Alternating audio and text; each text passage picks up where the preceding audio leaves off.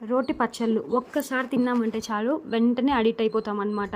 So వీటి టేస్ట్‌కి ఎక్కువ అడిక్ట్ అవుతూ ఉంటారు చాలామంది. సో మీలో ఎంతమంది రోటి పచ్చళ్ళు అంటే ఎక్కువ ఇష్టపడతారో కింద కామెంట్ చేయండి. ఈ రోజైతే మాత్రం మేము వంకాయ రోటి పచ్చడి అయితే చేసుకున్నాము. సో మీలో ఎంతమంది వంకాయ రోటి పచ్చడి టేస్ట్ చేశారో కూడా నాకు కింద కామెంట్ చేసి చెప్పండి. టేస్ట్ అయితే మాత్రం చాలా అంటే చాలా బాగా వచ్చింది. చాలా ఈజీగా క్విక్‌గా కూడా చేసేసుకోవచ్చు. సో రెసిపీ అయితే చూసేద్దాం. దీనికోసం స్టవ్ మీద పెనం పెట్టుకొని కొద్దిగా ఆయిల్ అయితే వేసుకోవాలి. ఆయిల్ హీట్ ఎక్కిన తర్వాత ఇందులోకే పచ్చిమిర్చి, ఆనియన్స్ అలాగే కొద్దిగా తెల్లగడ్డలు కూడా వేసుకొని మంచిగా మగ్గనివ్వాలి. ఆ తర్వాత మీడియం సైజ్ 2 టమాటాలు కూడా వేసుకొని బాగా మగ్గనివ్వాలి. తర్వాత అయితే మాత్రం కట్ చేసి పెట్టుకున్న వంకాయ ముక్కలు అన్నీ కూడా వేసేసి ఇందులోకి కొద్దిగా ఉప్పు, పసుపు కూడా వేసుకొని మంచిగా ఇందులోంచి వచ్చే వాటర్తోనే ముక్క అంతా కూడా బాగా బాయిల్ చేసుకోవాలి. నేనైతే ముక్క మొత్తం 70% కుక్ చేసుకున్నాను.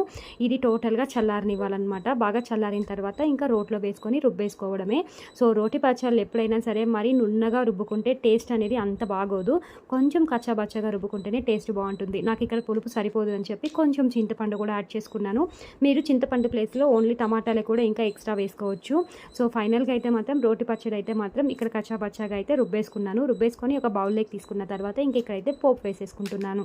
అదే పెనంలోనే ఒక 2-3 స్పూన్స్ ఆయిల్ అయితే వేసుకున్నాను. ఇందులోకి ఆవాలు, జీలకర్ర అలాగే సన్నగా తరిగిన ఆనియన్స్ కూడా వేసుకొని మంచిగా రోటి పచ్చడిని వేసి ఒక 2 మినిట్స్ హై ఫ్లేమ్లో పెట్టి కలిపేసుకున్నాను. అంతే, రోటి పచ్చడి అయితే మాత్రం రెడీ అయిపోయింది.